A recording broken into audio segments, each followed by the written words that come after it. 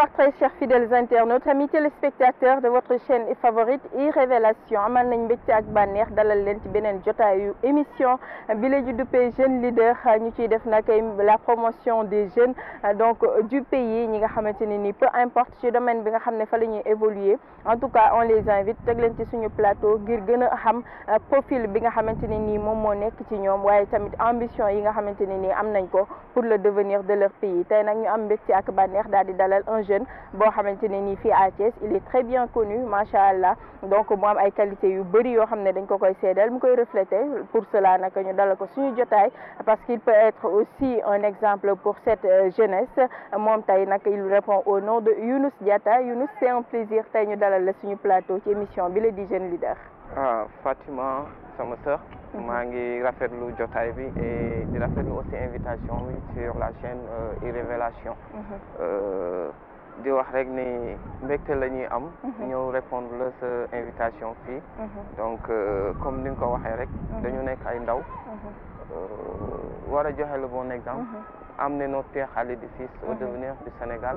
et yaakaar naa ni si tànk yooyu la ñu nekk. ci tànk yooyu la ñu nekk yaakaar naa ni aussi émission bi ñii nii dinañ si jël.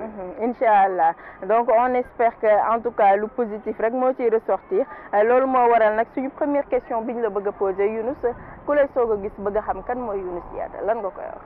waaw une très longue question. Tu vas susciter une longue. Ouais. Donc en bref, je vais essayer de résumer. Donc maa ngi tudd Younous Diatta.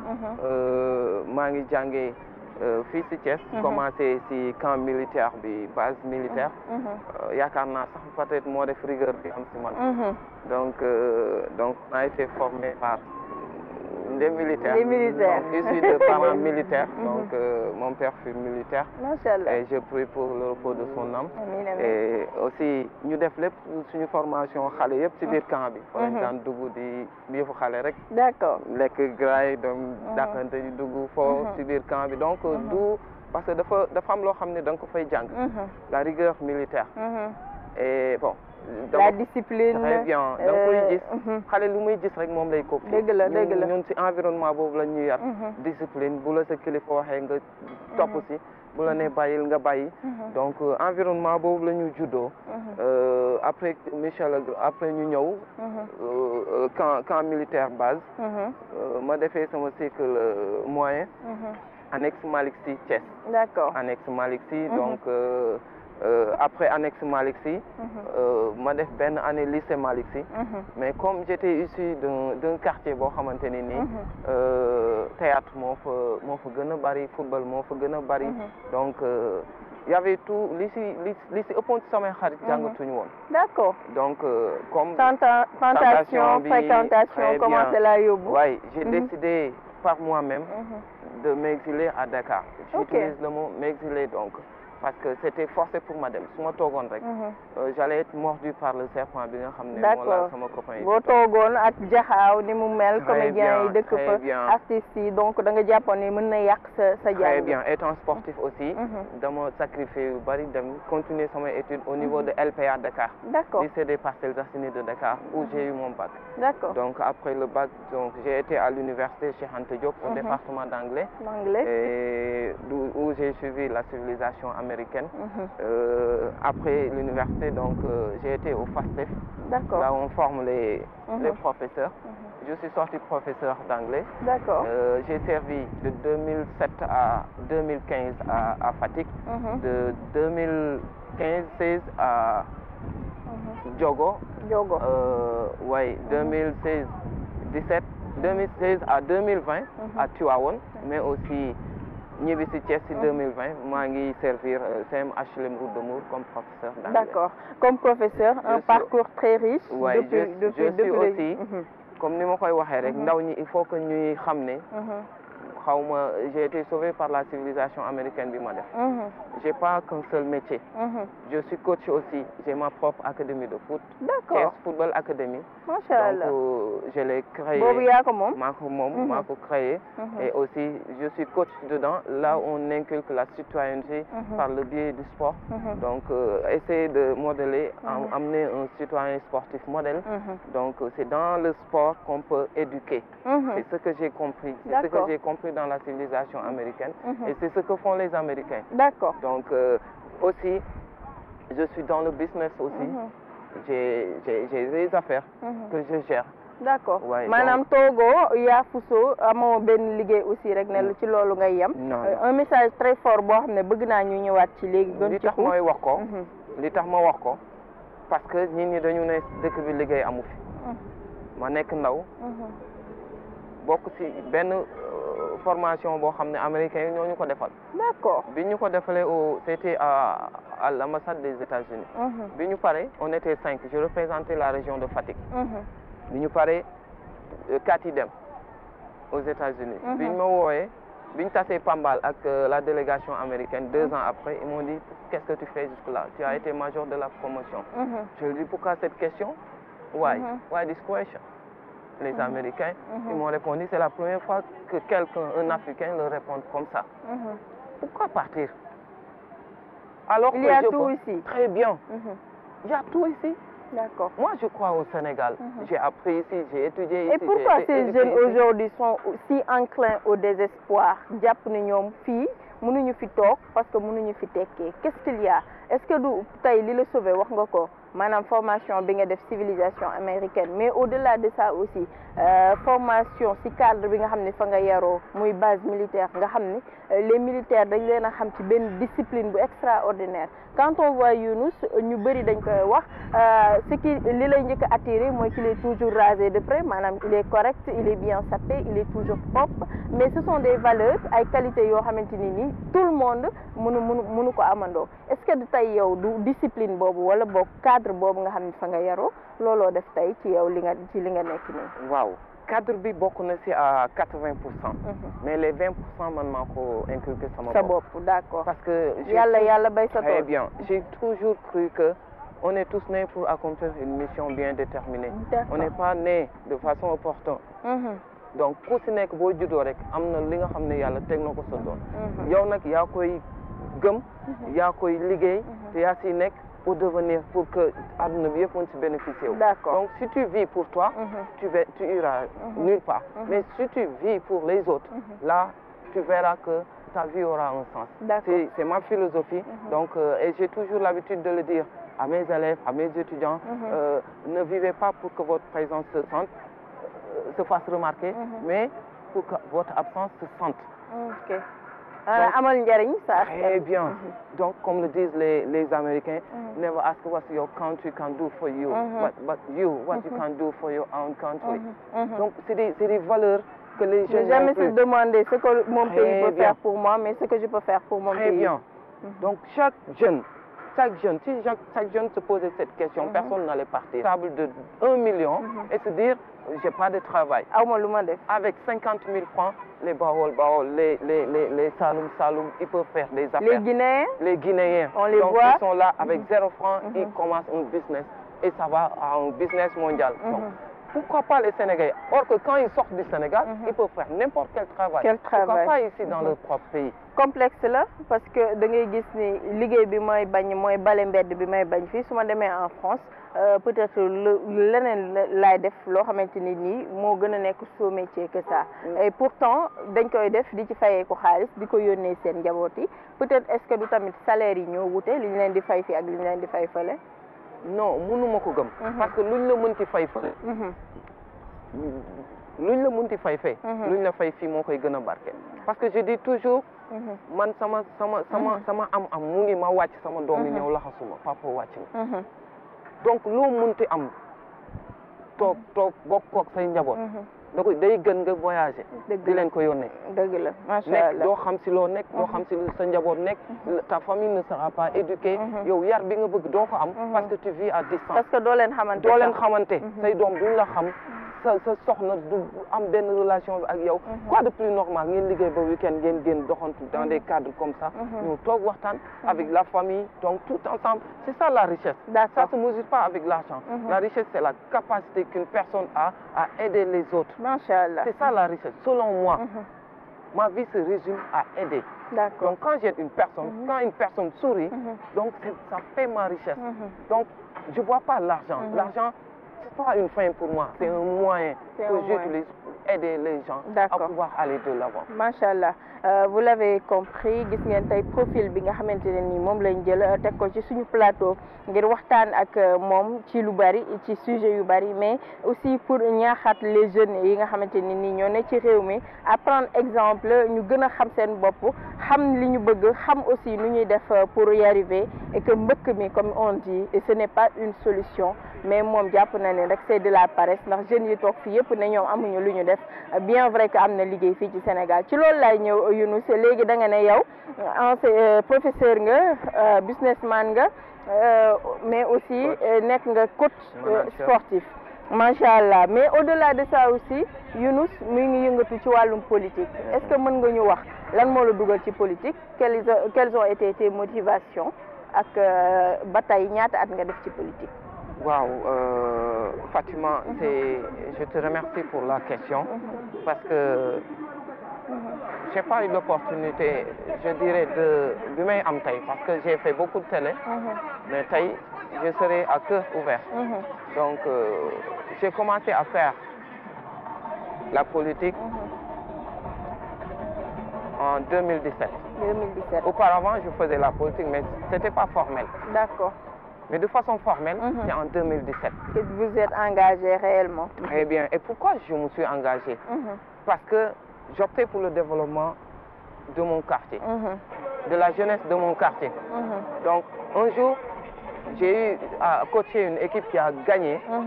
Et je vais vous raconter une petite histoire. On m'a appelé de mon quartier pour me dire il y a une équipe qui s'appelle Botafogo, c'est de Diakhao. Mais c'est une équipe qui n'a jamais rien gagné. Ils ont été taxés de garçons impolis. Donc, quand ils sont venus me parler, ils m'ont fait fi de leur projet. Je leur ai dit, je vais relever le challenge. Je suis quelqu'un qui aime relever les défis. Un challenger, quoi. Très bien. La première année, j'ai fait amener l'équipe en demi-finale. Deuxième année, j'ai gagné le trophée. Meilleure équipe, équipe la plus disciplinée, meilleur coach, meilleur buteur, meilleur joueur. Wow. Et quand ils m'ont posé la question... Vous avez tout raflé? Tout. Et les gosses, s'ils me voient de loin, ils courent pour venir me saluer. Parce que je leur ai inculqué des valeurs. Les gens ont tendance à dire que les jeunes sont impolis. Ils ne sont pas impolis. Ils n'ont pas de référence. D'accord, ok. Ils ne savent pas que faire. Parce que le référence... Ils ne savent pas sur qui copier. Très bien. Et quand tu leur montres qu'ils s'en sont capables, donc il faut sortir de leur bouffe, sortir de leur peau pour aller faire l'impossible. D'accord. Ce que je leur ai inculqué, parce que rien n'est impossible avec la jeunesse. D'accord. Même le mot impossible. Moi, j'ai jamais cru. Veut dire que c'est possible, hein? Le mot impossible en anglais signifie I am possible. Ça veut dire je suis possible. Donc, rien n'est impossible. Il suffit juste de croire. Parce que si ce n'est pas possible pour l'autre, ça peut l'être pour toi. Effectivement. L'autre n'aura pas fourni les efforts que tu as fournis pour lui. Si tu veux avoir ce que personne n'a, tu feras ce que personne n'a fait. D'accord. D'où ton engagement en politique. Maintenant, avec l'avènement de Habib Niang, en Soukoli Thiès d'abord, ils sont venus me rapprocher pour me faire part de leur projet. Je suis quelqu'un qui ne m'engage pas facilement. J'ai observé, j'ai analysé et je suis venu lui parler. Et un jour, il a pris son micro, il m'a dit, moi, je ne serai jamais tranquille tant que les jeunes à Thiès, weer deewul, ñu ku si nekk wàcce saaku ceeb sa buntu kër dugal sa kër. Tiens, mais on a les mêmes objectifs. Mais je n'ai pas les moyens qu'il a. D'accord. Donc, je vais travailler avec lui. Avec ces moyens, je parviendrai à faire passer mon message. D'accord. Et j'ai pris les jeunes, je les ai enrôlés dans la politique. Les jeunes qui n'ont jamais fait la politique. Alors, on a commencé à travailler. Je suis devenu président des jeunes. Je suis devenu coordinateur. Je j'ai occupé tous les postes stratégiques, conseiller spécial. En ce moment, pratiquement, je coordonne le mouvement. Donc, on a débuté en 2017. On a les mêmes objectifs et on a eu à travailler ensemble. Et souvent, j'aime à le dire, je ne travaille pas pour lui, je travaille avec lui. Avec lui, vous travaillez ensemble. Ils font de la politique et se cachent derrière les leaders. Pourquoi? Pour vivre de la politique. Moi, je ne vis pas de la politique. Je fais je fais ça pour qu'on y arrive ensemble. Oui, je fais vivre la politique. Donc, ici, à Thiès, c'est ça le problème. D'accord. Quand tu leur donnes de l'argent, les jeunes, ils sont dans les panels, ils disent, je viens de toi. Mais une fois que tu leur tournes le dos, tu es le mal. Ils ne voient que le mal en toi. Effectivement. Nous, on ne croit pas en ça. Et j'ai inculqué aux jeunes dans le mouvement. Tu verras jamais un jeune du mouvement And Suxali Sénégal à Abimyan, un jeune du mouvement aller dans un bureau de notre leader. Jamais. D'accord. J'ai créé une vision politique au sein du mouvement, où je donne des leçons de morale, où je les forme à être des personnes responsables et respectables. Respectables.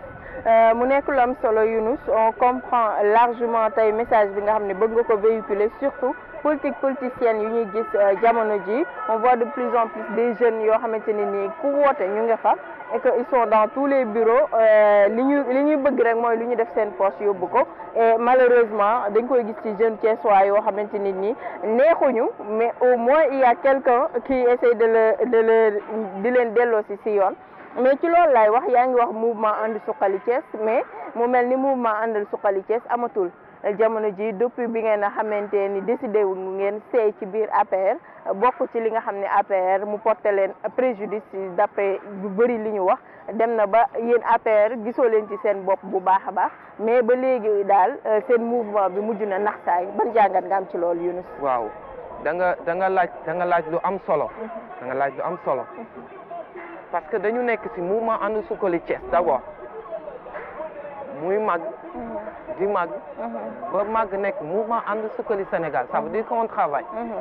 dëkk bi yëpp gëm ñu ci liggéey bi ñuy def, dans le social bi ñu nekk, dans la formation bi ñu nekk, dans l'entrepreneuriat bi ñu nekk, ba président tàllal ñu ci loxo.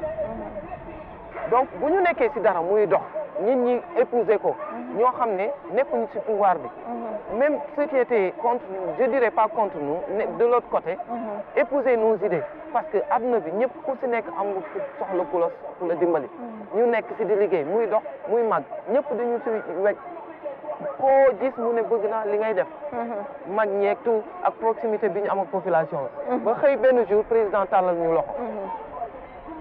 ah ñu ne comme dañuy liggéey dañu nekk di social. social dafa nekk lu diis. parce que nit ñi ku leen jàppale la ñu xam. ñu nekk ci dem na ba affaire yi commencé am doole boo xamante ni rëy na ba benn loxo mënatu ko.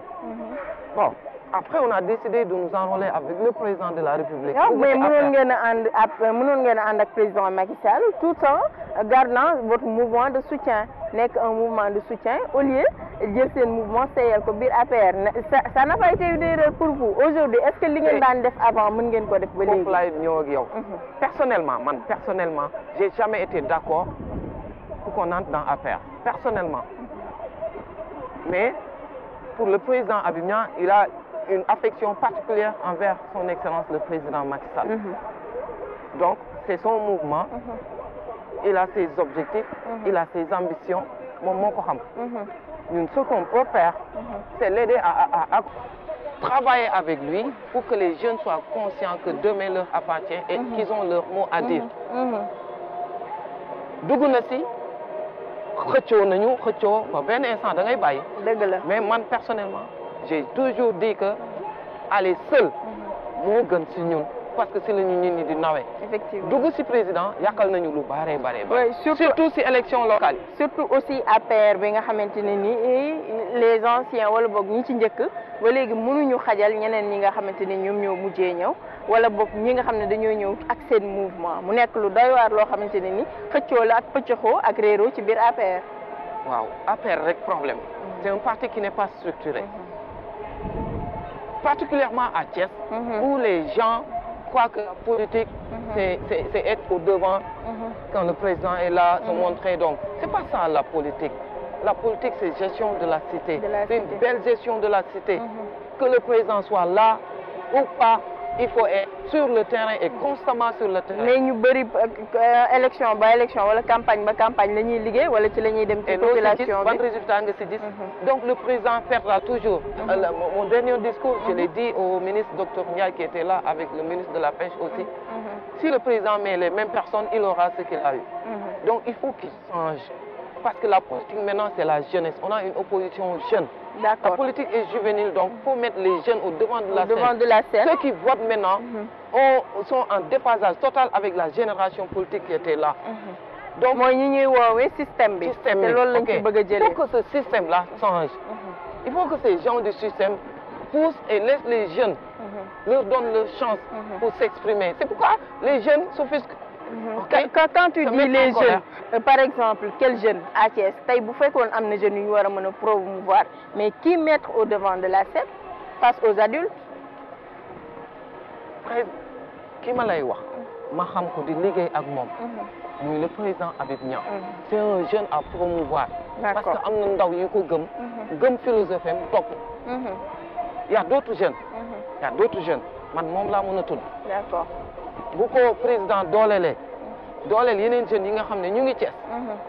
Je vous assure les données vont changer. Parce que ndaw lay topp. D'accord. bu toppee mag rek xamal ni am na lu tax. D'accord mu nekk lu am solo Younouss jamono ji politique ba Thiès jaxasoo na mais am na actualité boo xam ne bëgg naa ñu waxtaanee ko muy li fi xew récemment jëm ci li nga xam ne mooy Boun Abdallah Dionne ñëw Thiès ñu gis ko mu ànd ak Lamine Aïcha Fall mu ñëw seet si Habib Niang ñu def seen meeting bu rëy Habib Niang remettre ko 30 000 parrainages si je ne m'abuse ñu ne Habib Niang mer na bàyyi na APR donc bàyyi na Benno Bokk Yaakaar léegi toog na jàpp njàmburam ba yàgg ñu gis ko mu ànd ak Boun Abdallah Dionne quelque temps après ñu ñëwaat Habib Niang moom it génnaat defaat déclaration ni dellu si na biir Benno Bokk Yaakaar day soutenir Amadou Ba et que jox na ko 15 000 par an situation boobu yow lan nga ñu ci mën a leeral. waaw dans chaque chose il y a une lecture. Vous êtes journaliste. Donc il y a toujours des angles d'analyse. bi muy dugg si Boun Abdallah il y avait une raison. C'était quoi la raison c'était que on lui avait pas donné la valeur. gisul woon boppam si nguuru Macky Sall. gisul woon boppam c'est pas par rapport au comme niñ koy waxee poste yu ñu war a joxe wala dara. non mais nit ki day liggéey waaw góor. ok.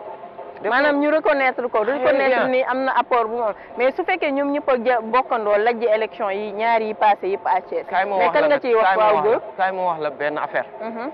gis nga élection locale yi passé dañ ko perte parce que dañu ànd ak mburoog sow bi moo leen yàqal. moo ñu yàqal les gens nous disaient su ngeen demul on va pas voter même au niveau du mouvement am na jeunes yoo xam ne ils sont pas partis voter. D'accord. Ils ont dit c'est nous ou rien du tout. C'était le slogan. D'accord. Mais comme il y avait une discipline de parti à respecter, donc on s'est sacrifié pour le mburoog sow qui n'a pas plus d'un. te mburoog sow bi mujjul jur dara. Donc yàq suñu ambition politique mais je vous assure suñu demaloon ci bopp les gens allaient voir autre chose. D'accord jàpp ngeen ni liggéey nañ fi ci zone nord bi loo xamante ne ni buñ ko laajee woon nañ ñu ko mën a jox. D'accord ngeen jàpp ni boo leen demee présidentielle demal seen bopp di ngeen dem sans le mburoog sow jamono ji le divorce entre Macky et Idi est acté ngeen yaakaar ni di ngeen redorer seen blason est-ce que Thiessois yi ou bien les Sénégalais ils ont encore confiance au Benno Bokk yaakaar ngeen ko.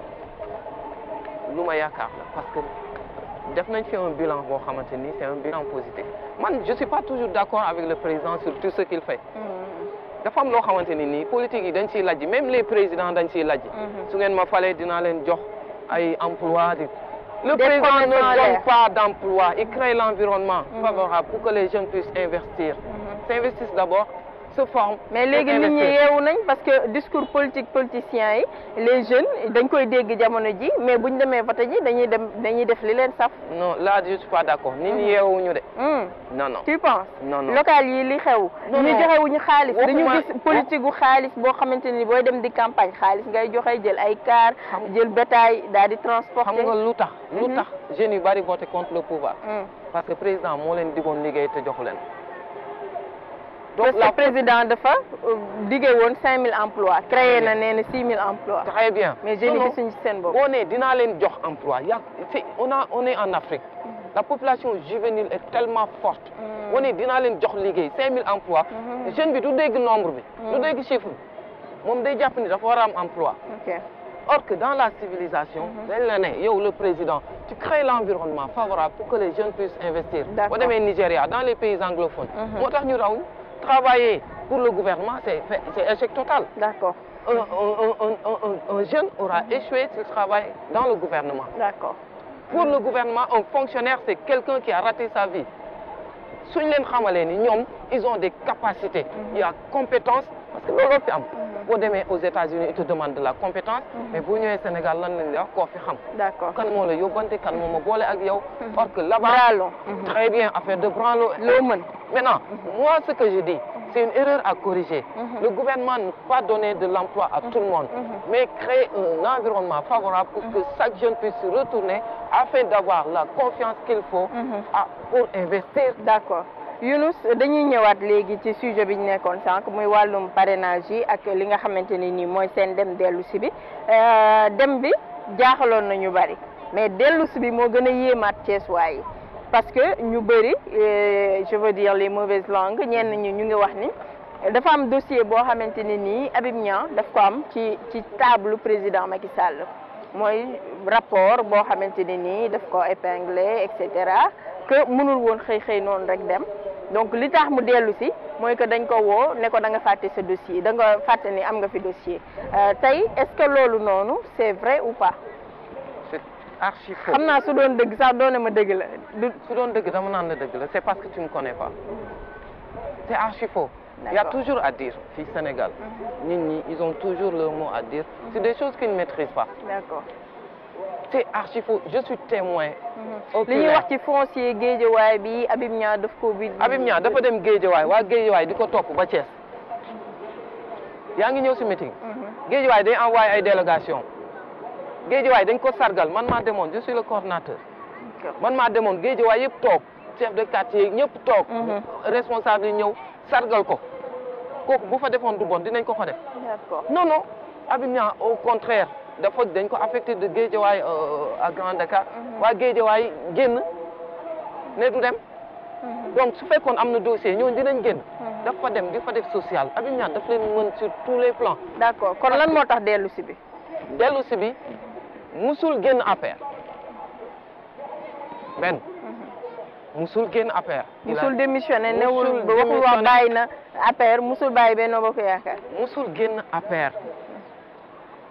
Il a soutenu la candidature de Boun Abdallah. Mais le candidat de l'APR, c'est pas Boun Abdallah Dionne, c'est Amadou Ba. Très bien. Il y a des gens de l'APR, jusqu'à présent, qui n'ont pas soutenu la candidature de Amadou Ba. Mais génnuñu. Mais demuñu soutenir beneen candidat. Xam nga Boun Abdallah Dionne du moment qu'il s'est déclaré candidat à la candidature, dañoo jàpp ni génn na APR même bu fekkee gisuñu démission gisuñu aussi fuñ ko dàqee. Très bien. Très bonne question. gisoo fu mu génne gisoo fu ñu ko dàqee donc mënuñu génn nañ cadre APR ñun dans notre logique c'est dans la coalition dans le parti de candidature ce que le président Macky Sall n'a pas voulu faire mais de votre côté yéen ci loolu laa bëgg ngeen appesantir tuuti Younous lan moo tax ngeen tànn profilu Boun Abdallah Dionne au lieu de Amadou Ba étant donné que yow nee nga li tax soutenir la woon Amadou Ba da ngeen di jàpp ni cër bi ñu leen waroon jox ci Benno Bokk Yaakaar joxuñu leen ko. wax la nag lu ñuy xamul. lan moo tax. c'est pas la personne de Amadou Ba qui posait problème. c'est qui posait problème. APR Thiès. mais APR Amadou Ba APR la bokk Boun Abdallah Dionne APR la bokk pourquoi l'un et pas l'autre loolu laa bëgg a comprendre. d'abord premier choix bi lan moo ko waral. dama ne c'était pas la personne de Amadou qui posait problème. C'était APR Thiès. Comment? Dans APR Thiès, il y a un lobby. Ben lobby. Des gens qui se croient toujours propriétaires de APR. Donc, ñoom ñooy nas, ñooy nocci, donc vous présentez, ñoo voilà. Moi, je sais personne, mais ils se connaissent. Ils se connaissent. C'est pas eux. Je n'y xamuñu leen. Je n'y fréquenté wuñu leen. Leur temps est révolu. Il faut que ñu dem bàyyi ndaw ñi sur le terrain. tant que loolu jógewu fi on a voulu faire le changement dem ci Boun parce que il faut que bi ñu demee ci Boun il nous avait ngeen bëggoon a yëngal rek bëgg a wane seen maire wane seen bopp. c'était juste stratégique. ok donc li ngeen doon def gëmoo leen ci dara en fin de compte. non du ñàkk gëm. parrain yi ngeen jox Boun Abdallah Dionne na da ngeen koy nangu wala. ah non non. ñun dañu am base de données bu fiable gérée par des étudiants. base de données boo xam ne parrainage yi commencé. dañu am base de données bu fiable laa wax man ñun dañu am base de données bu fiable. am mouvement groupement de femmes yi nga xam ne ñu ngi ànd ak ñun. loo ñu laaj ci parrainage ñu jox la ko. d'accord. loo ñu laaj ci parrainage ñun pare nañu dañuy liggéey dañu am permanence. yor ay bureau femmes yi yor seen bureau. jeunes yi yor seen bureau am coordination y a les sages y a tout. donc ku si nekk rek am na liggéey bu ñu la sas.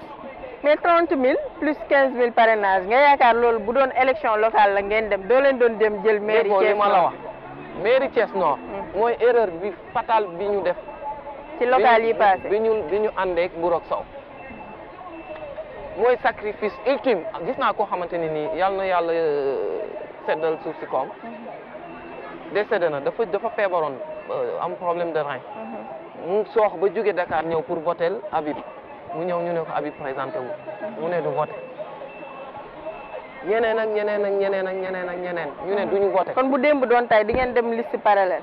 li leen dal du leen dal bu amaatoon suba ñu demal suñu liste bopp. d'accord parce que l'erreur qu'on avait commise ne va plus se répéter. dañuy dugg ci APR mais duñ fa tey. d'accord on a repris notre mouvement on soutient la candidature de Amadou Ba élection yi jàll. d'accord vous avez repris votre mouvement vous soutenez la candidature de Amadou Ba donc ànd suqali Sénégal jógaat na mais li ma ci jaaxal tey Younouss mooy li leen di yóbbuwaat ci Amadou Ba ñu jox leen conseil spécial du premier ministre mu mel ni poste boo xamante ne lii pour naxee leen ko ndax. bëriwul loo xam ne mën ngeen ko cee def du poste boo xam ne da ngay xëy liggéey du poste boo xamante ne nii aussi à part peut-être xaalis bi ngeen ci mën a am wala lu ñu leen mën a dolli ci en terme d'indemnité kon loolu rek ngeen doon wut ci yëngal bi nga xam ne yëngal ngeen ko stratégie bi ngeen tegoon. c'est selon votre entendement. damay laaj c'est une question damay laaj. ok gis nga nit ñi dañoo xamul Amadou Ba li mu daj pour ñu ñëwaat jaar na wër na Sénégal yëpp ku nekk dugg na fa pour ñu ñëwaat au sein de APR pour duggaat soutenir sa candidature. ah bon. daj na lu nekk daj na ko laa la wax. jaar na fu nekk gis nga. mu mujj leen a neexalee conseil. non du neexal kooku c'est de son essor. c'est le premier ministre. s'il te nomme bu fekkee yaa ngi si biir tu as le droit nga def moom moo gis ni war na mën a liggéey ak moom. mu liggéey ak moom. mais les gens qui croient que ni c'est des postes ñun suñu bëggoon poste am nañ ko bu yàgg. mais yàgg nañ fay gis ay nit di génn di laaj ci ay postes de responsabilité pour Habib Niang même bu fekkee du Habib Niang moo ko wax. mais gisoon nañ fi ay nit ñoo xam ne ay jeunes ñoo doon génn naan Habib Niang dañ ko war a promouvoir donc Habib Niang aussi biñ ko jëleewee Guédiawaye yóbbu ko Grand Yoff yeneen jeunes génnaan nañ ne li ñu def Habib Niang dañ ko humilier parce que mënuñu ko jëlee Guédiawaye gële di ko sànni ji Grand Yoff donc qu'est-ce qui se passe voilà liñ na wolof naan lu naar bu ndaw bi wax ci nag bu naar bu mag bi la ko déggee. waaw wolof tamit nee na.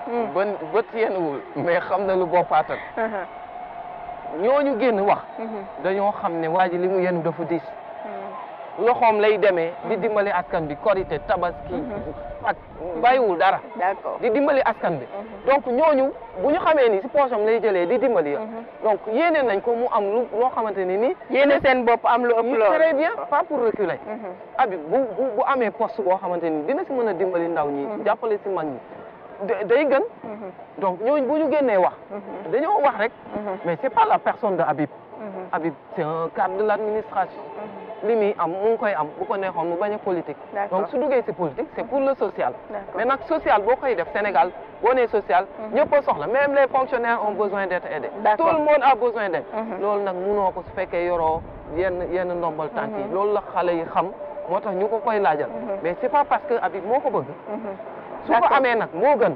su ko amul ñu nekk si lu ñu nekkoon di liggéey. di continuer di liggéey ci mouvement ànd suqali Sénégal. ci mouvement ànd suqali Sénégal. ci Younouss foofu laay ñëw nee nga yéen a ngi ak Amadou Ba di ngeen ko soutenir ba février 2024 loo leen am ngeen jël mais élection locale yi di ñëw pare ngeen pour jël seeni responsabilité ci loolu laay ñëw mairie Thiès Nord bi nga xamante ni yéen foofu ngeen féete ngeen jàppoon ni peut-être Habib Niang bu jëloon mairie bi waroon naa def yóbbu Thiès Nord foo xamante ni dina kawe tey nan ngeen gisee liggéey bi nga xam ni moom la Birame Souleye Diop di liggéey foofu même bu fekkee presque 3 ans wam lay waaj a motal 5 ans yi motagul nan ngeen ko gisee. liggéey bi Birame Souleye di liggéey ci mairie zone nord. waaw man personnellement je connais pas Birame Souleye personnellement. mais yaa ngi gis zone nord muy am ay coppite yaa ngi gis ne mi ngi liggéey yaa ngi romb mbedd yi ñu ngi koy bale yaa ngi gis marché central mi ngi am avancement donc gestion yi nga xamante ni les 9 compétences transférées école bi sport bi donc yu ci bëri est-ce que yaa ngi gis muy am avancé. su ma nee je connais pas personnellement Birame Souleye. su fekkoon li nga wax am na. waxuma amul nag. parce que gis naa yenn changement mais dinañu tase ci terrain bi parce que li muy def noonu ñun sans être maire ñu ngi koy def je suis un acteur de l'école école yi dañuy solliciter gisuma lu changé ci école yi. d'accord. mbedd yi. gisuma lu fi changé bi mu fi ñëwee ba léegi mbedd yi laa. li nga wax opposant maanaam. mbalit ba fa mu daan nekk fa lay nekk ba léegi. non non mbalit bi mu ngi dem da nga maa bàyyiwul ma yeggal. waxal da nga maa laaj damay ñëw step by step. étape par étape. mbedd yi. la mu fi fekkoon rek moo fi nekk. fi ma gisee changement mooy côté salubrité donc mooy mbalit chaque vendredi. oto dina dugg génn dem. yóbbu mbalit. d'accord loolu auparavant amu fa woon. amoon na mais c'était pas régulier. d'accord mais régularité ak rigueur bi mu am. c'est à saluer. ñu ngi koy saluer. macha allah. di ñaan nag mu gën ko yokk. day gën. parce que mbalit day loo xamante ni nii. kenn mënul dëkk ak moom kenn mënul dëkk ak moom. effectivement foofu moom ñu ngi ko ci félicité. mais quant à gestion bi boo demee marché man su may jaar foofu. su ma déposé sama doom yi damay def mujj obligé waat jaar yoonu polytechnique pour wiiri dem. munu ma jaar rond point. même chose moo fa am même léthargie bi moo fa am. pour mbalit bi ak li nga xam ne moom mooy embouteillage bi am foofu noonu. embouteillage beeg mbalit beeg tout moo fa am ba léegi boo fa jaaroon 18 heures heure bi pour ma ñëw def ci émission bi dama gaawantu balaa heure bi di jot. d'accord am na heure boo xam boo fa jaaree moom doo jàll. d'accord nit ñi dañuy lal ba fi oto yi war a jaar. macha allah. tànki nii fi ñu dindi woon yëpp ñëwaat nañu. donc ana liggéey bi. d'accord kon gestion bi des na ñu jëm dëgmal 2024 Younous ngeen fas yéene dem élection présidentielle ak sous la bannière du Benno Bokk Yaakaar di soutenir le candidat Amadou Ba ñenn ñi ñu gis leen biir Benno Bokk Yaakaar yéen ni ngeen frustré woon ba teg seen stratégie ba meroon wane seen bopp ñu bëri ñu ngi ba léegi ci biir mais wane seen bopp aussi wax ni Amadou Ba c'est un candidat amorphe quelqu'un la boo xamante c'est pas un rassembleur mënul dajale ay nit donc ñoom gëmuñu ni Amadou Ba mën na à la tête donc de la coalition mën na gagner la présidentielle de 2024 yow tey boo doon def un diagnostic di génnee aussi ay stratégie yoo leen mën a teg pour mën a gagner élection parce que nag population bi jamono ji sonn nañ ñu bëri nag bëggatuñu li nga xam ne mooy APR wala boog Benno Bokk Yaakaar parce que gis nañ mburoog soow bi maillage bi demul gis nañ aussi jeunes yi nee nañ amuñu liggéey y a l'immigration irrégulière jamono ji terme boobu la ñuy utiliser donc il y a énormément de choses qui font que jeunes yi bi li ñuy yuuxu mooy Sonko day bokk par force wala dañuy dem parrainer ji Diomaye et on le voit massivement des jeunes qui vont parrainer Diomaye tey yan stratégie ngeen war a mën a teg pour que Amadou Ba mën a am dara fii ci Sénégal surtout particulièrement à Thiès. waaw Fatima maa ngi rafetlu question bi di am contentement répondre ci. Le président Macky Sall est un fin stratège. Il n'a pas choisi Amadou Ba au hasard. D'accord. Et pour rappel, Amadou Ba c'est pas le candidat seulement de l'APR, c'est le candidat d'une coalition Benno Bokk Yaakaar. Dans Benno Bokk Yaakaar, il y a le Parti socialiste, il y a l'AFP, il y a une douzaine ou bien une quinzaine de partis dedans. Donc mënuñu ne Amadou Ba c'est pas un rassembleur. Il a été choisi et approuvé par tout le monde. Ah bon? am na ay récalcitrants ñun génnoon nañu ñëwaat nañu. am na ñu génn te dinañ ñëwaat. loolu laa gëm. mais ñi Amadou Ba c'est pas un rassembleur ñi koy wax mais ñi gisoon Thiès bi mu ñëwee aussi am na lu mu ci wane parce que bu mu ñëwee Thiès am na ñu mu recevoir am na ñoo xamante ni ba léegi ñu ngi ci seen coin tey Amadou Ba bu dugg Thiès recevoirul Maodo Malick Mbaye woowu ko waxul ak moom demul ci peut-être ñeneen candidat yoo xamante wala yeneen membre APR yoo xamante ni nii ay militants de première heure lañ aussi day tey xel lan moo waral lool du segg ñi jàpp ñi jël ay baara jaxate le recevoir ma lay jóp bu Thiès non à part ça gisuñu ñeneen ñoo xamante ni nii jot na waxtaan ak ñoom lan moo waral lool. ban may wax toujours bu fekkee le président Amadou Ba dama koy wax le président Amadou Ba parce que c'est ce que je vois est un rassembleur. D'accord ñun génnoon nañu nan la def ba jël ñu yaakaar naa ni même yoon lay jaxaat ba jël ñeneen ñi. D'accord parce que c'était pas facile pour ñu ñëwaat. te comme yéen ñëw ngeen ñeneen ñëpp dinañ ñëw yaakaar naa ni ñëpp dinañ ñëw. deux fii nag nit ñi mun nañu mer rek. mun nañu mer. D'accord le président Amadou n'a pas intérêt d'aller en élection dans la division surtout à Thiès ici. bu fekkee loolu am na. parce que ñun bi mu fii ñëw on était à Guédiawaye. on était à Guédiawaye fekku leen fi yéen. fekkuñu fi ñu ngi woon Guédiawaye. ñu ngi woon Guédiawaye doon def. nekk ci seen programme bopp. social. di jàppale élèves yi foofu noonu. parce que président Habib Niang jóge Guédiawaye taxul mu bàyyi li mu fa daan def. D'accord mais bu fekkee loolu dafa am. c'est une erreur à corriger dans les plus brefs délais. na recevoir ñi nga xam ne amal nañu njëriñ waa Thiès. ay militants de première heure ay militants de dernière heure na jël les militants yi nga xam ne waa Thiès jox nañ leen bopp. gis nga looloo ñu tardé. donc am na ñoo xamante ne nii ñu ngi ci APR mais amaluñ benn njëriñ parti bi amaluñ askan bi amuñu njëriñ xam nga lan lañ fi am comme posture mooy militant de première heure. D'accord booy jël en politique c'est la masse. da ngay jël ñoo xam ne bu ñu génnee addition la ak multiplication bu ñu génnee ndiiraan topp la mais am na ñoo xam ne fii kaar mënuñu ko feesal. D'accord kaar mënuñu ko feesal ñooñu soo leen joxee ñu jiitu. ñii nga xam ne dañuy feesal ay stade duñ topp seen ginnaaw. ngeen jëlaat seen mouvement ànd suqali Thiès daat koy yëkkatiwaat mu dundaat dekkiwaat seeyatoo leen biir APR mu mel ni yéen a ngi pare après 2024 donc lu mënti am yéen vous êtes déjà prêt. waaw dafa am loo xam ne waxuma suñu mouvement c'est basé sur benn socle boo xam ne. court moyen et long terme. Court moyen et long terme. Très bien. Parce qu'on a des objectifs spécifiques. Général d'abord mais spécifiés. dafa am si lu ñu nekk. waaye. kon mën nañ leen a xaar 2029 ngeen présenté wu candidat présidentiel. maintenant damay tas pour le court terme. c'était nous baser dans la proximité. D'accord wax ak nit ñi ba ñu épouser suñu philosophie. boobu jàll nañ ko. le moyen terme mooy c'était aller dans la posture dimbali. leader bi nga xam ne on a les mêmes objectifs. D'accord si la ñu nekk. mais pour le long terme c'est après 2024. c'est après 2024 et on y travaille. à bras le corps. ñu ngi si liggéey bu baax a baax. ñu ngi wax ak nit ñi. parce que le mouvement And Suxali Sénégal va au-delà de Thiès. on a des militants partout dans le Fouta ba Casamance am nañ fa ay militants. D'accord donc liggéey la boo xamante ne ni. c'est un travail de fourmi. ñu ngi koy def. duñ ko wax nag. parce que fii loo fi wax ñu kar mais li ma leen mën a. mais daal bu jotee di ngeen wane seen bopp. on est très ambitieux. D'accord boo ma gisee ma toog nii. tooguma fi parce que damaa bëgg feeñ ci télé. dama fee toog pour que sama askan jëriñu ci Sénégal. D'accord mooy sama askan mooy ñan mooy ñi nga xam ne yaakaar nañ ci man. yaakaar nañ ci man mooy lan dama jug pour amal waxuma sax Afrique waxuma Sénégal. adduna bi ma amal leen njëriñ. D'accord donc njëriñ loolu dañuy gunge président Habib Niang mu dem. D'accord bu demee ñu jël suñu yoonu bopp dem. D'accord parce que dañu ànd coloré ànd nawle. D'accord fii nag looloo fi manqué si ndaw ñi.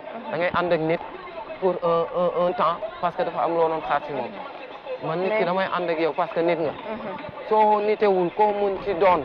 ñu bàyyi la fi parce que j'ai les compétences qu'il faut j'ai les diplômes qu'il faut pour demal sama bopp. mën nga demal sa bopp et on s'attend à ce que un de ces quatre Younouss Diouk demal boppam daal di andi beneen vision beneen démarche andi leneen daal koy proposer ñi nga xam ne ñooy askanam macha allah ce fut un réel plaisir Younouss émission bi jeex na ñu dalal la tey ci suñu plateau jeune leader on a pu découvrir le profil de Younouss Diatta et c'est très agréable aussi de voir des jeunes yoo xamante ni des gens très sensés yi nga xamante ne nii ils ont passé par des épreuves dans leur vie mais n'empêche ils sont toujours aussi ambitieux et clairvoyants merci beaucoup Younouss.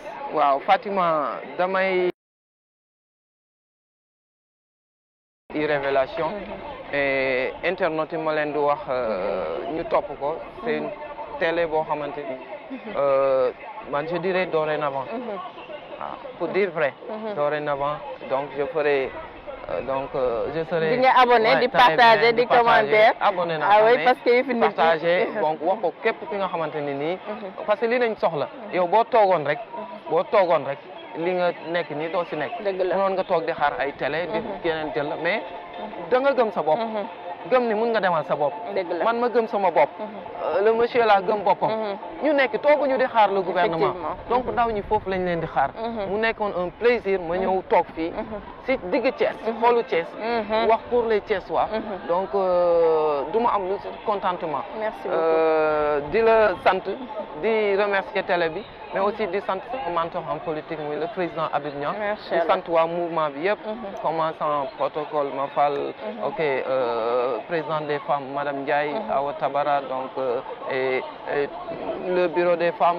président des jeunes Souleymane Sidibé et Babacar Dieye. donc Bey du moins. ak ñi nga xam ne ñu ngi ci mouvement bi yëpp. di leen wax nag le travail continue. ñu ngi ci et à Thiès du yomb nag. du yomb mais. li ñu gëm nañ ci nekk. luñ ciy fekk ñu. d'accord yaakaar naa ni ku yàgg ci teen rek baat fekk la fa mi ngi noonu Younous Diatta la ñu amoon tey ci seen invité seen émission bi la di jeune leader gis ngeen waxtaanee nañ def nañ le tour de l'actualité waxtaanee li nga xam ne moom mooy profilam retracer un peu son parcours xam ci li nga xam ne moom lay yëngu c'est un businessman un coach sportif nekk un professeur nekk aussi le coordonnateur donc du mouvement bi nga xamante ni nii moom la président Habib Niang daal di jiite mu nekk mouvement boobu nga xamante ni niveau national la muy suqali Sénégal donc ñu jaajëfal ko bu baax merci d'avoir répondu à notre invitation ñu ñëwoon tey fii nag ci xolu Thiès promenade des Thiessois doon leen dégtal émission bi comme niñ koy defee rek mi ngi noonu c'était un plaisir jaajëfal bu baax suñu partenaire bi nga xam ne moo ñuy accompagner à chaque fois muy Kajoor Glaçons l'oasis convoité des Thiessois nga xamante ni nii vraiment andiwaat na leneen lu bees fii ci Thiès ñuy ñaan rek yàlla na continuer aussi ñuy compter ay Kajoor Glace yu bari merci beaucoup au gérant Pape Mbaw toujours disponible ak ki nga xam ne mooy Pape Modou merci à vous très chers fidèles internautes yéen ñu doon suivre d'ici et d'ailleurs merci à Lamine Pro ci montage cadrage ak réalisation bi on vous donne rendez-vous prochainement ci beneen jotaayu émission Jeune Leader merci beaucoup